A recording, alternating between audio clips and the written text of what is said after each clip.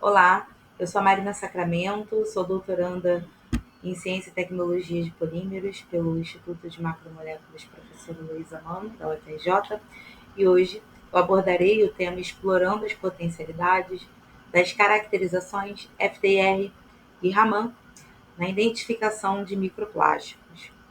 E esse é um tema de grande importância, né, para a ciência ambiental e também para a sociedade.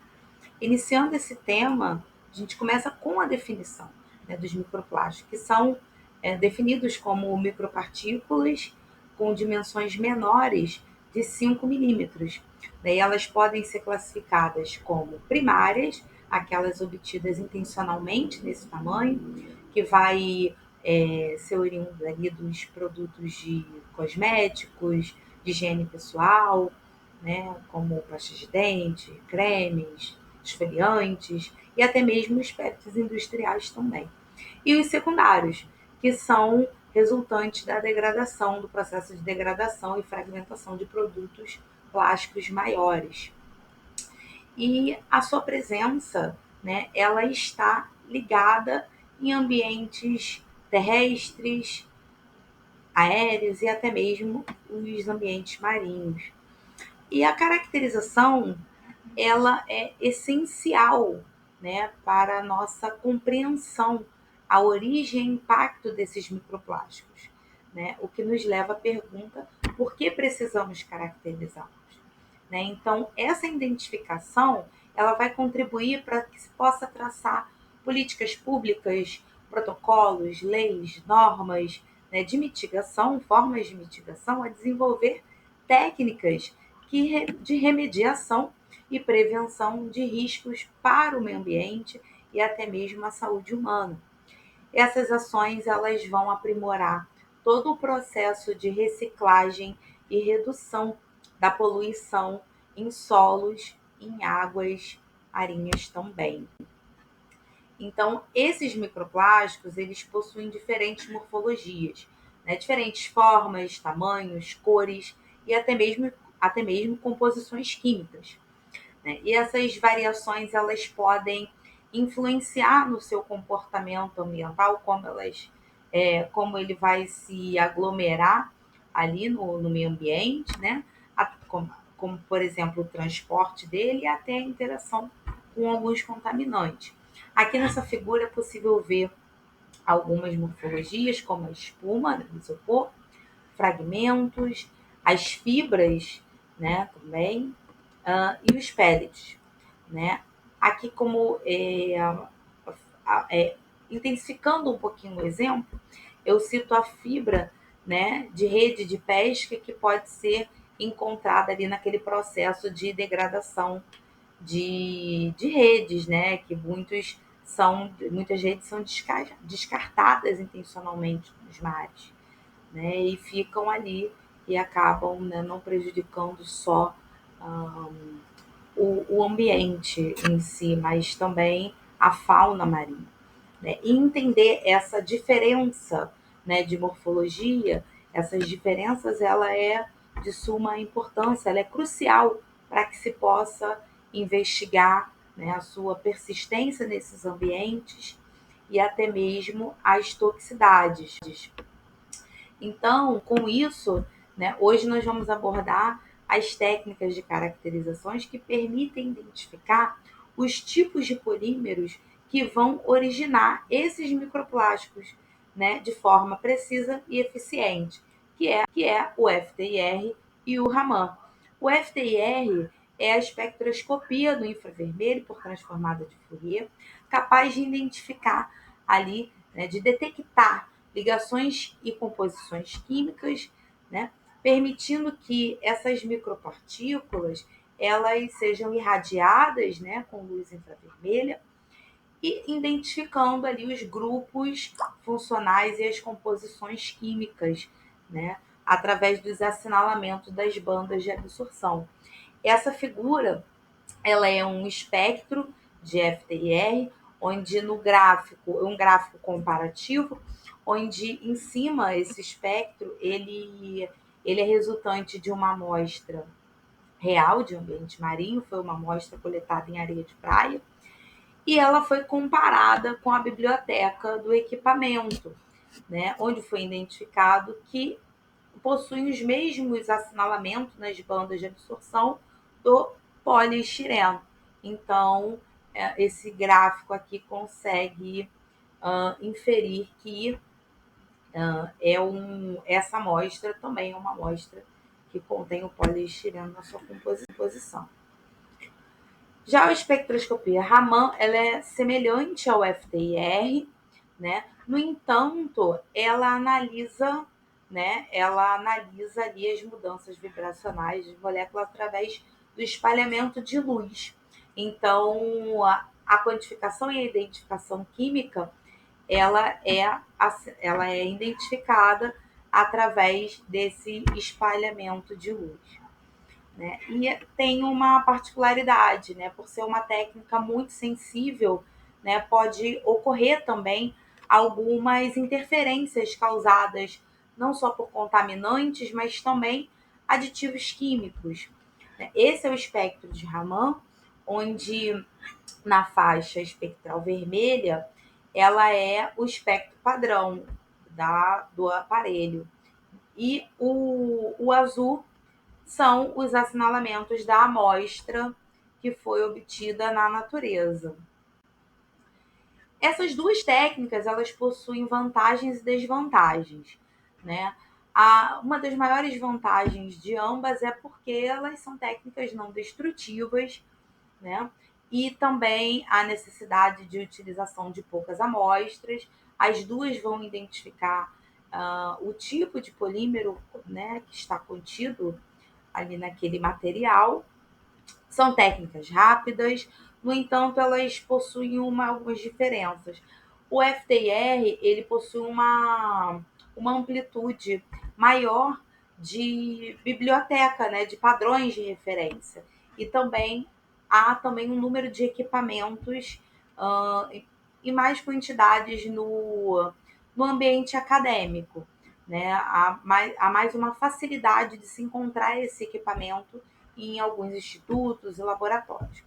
O Raman, ele tem uma particularidade que ele permite analisar amostras que possuem menos do que 1 micrômetro. Então, é uma técnica muito importante, que acaba se tornando também uma técnica complementar, uma técnica corroborativa do FTIR.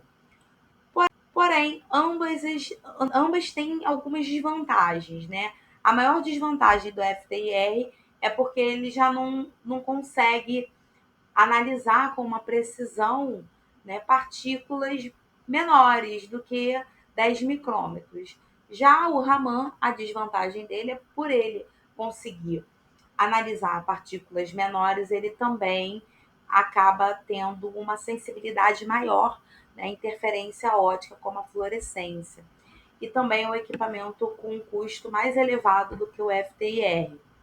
Então, pode ser que em alguns laboratórios, né, haja uma dificuldade de se encontrar esse tipo de equipamento. Bom, eu realizei uma avaliação bibliométrica de 2020 até meados de janeiro de 2025, pela base de dados Scopus, para que a gente possa ter um direcionamento, né, de como essas técnicas estão sendo implementadas nesses estudos acadêmicos. E é possível observar, por esse gráfico, que está tendo uma curva crescente, né, de publicações. E agora, em 2025, meados de janeiro, nós já temos 11 publicações. Então, tudo indica, né, que no final do ano as publicações serão maiores do que no ano passado, 2024, que foi 101 publicações. As palavras-chave utilizadas foram microplástico, poluição, e também, né, o nome das duas técnicas. E algo curioso também é que as maiores publicações foram realizadas em 3 revistas, né? O top 3 ali foi na Marine Pollution, na Environmental Pollution e na Science of the Total Environment. Então, Outras revistas também estão avançando com esse número de publicações. No entanto, as maiores publicações foram nessas 3 revistas.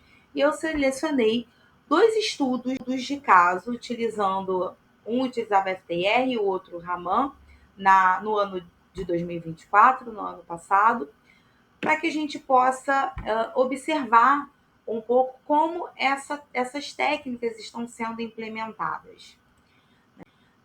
Para a espectroscopia Raman, eu escolhi um estudo que foi realizado ali ao longo de praias, né, na cidade de Dápoli, na Índia, onde os autores tiveram o objetivo de quantificar a abundância, né, e caracterizar também os microplásticos encontrados.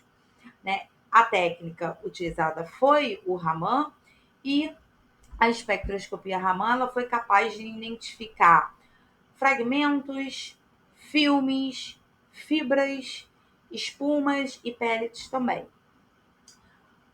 Outra coisa que os autores identificaram foram os tipos de polímeros, né? Que foi o polipropileno, o polietileno de alta densidade, né? Provavelmente oriundo ali de embalagens e produtos descartáveis, e o poliestireno e o PVC também. Aqui nessa figura é possível observar, né, uma fibra, né, com a fluorescência. Essa microscopia foi realizada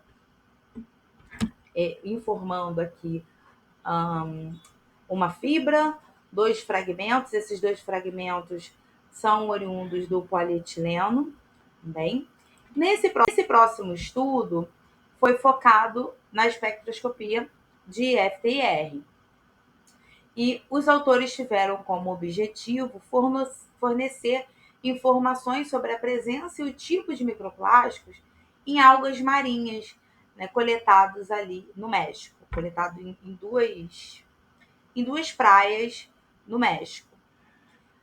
Através dos espectros, né, pôde ser observado a identificação do polietileno, do polipropileno, do poliestireno e da poliamida também.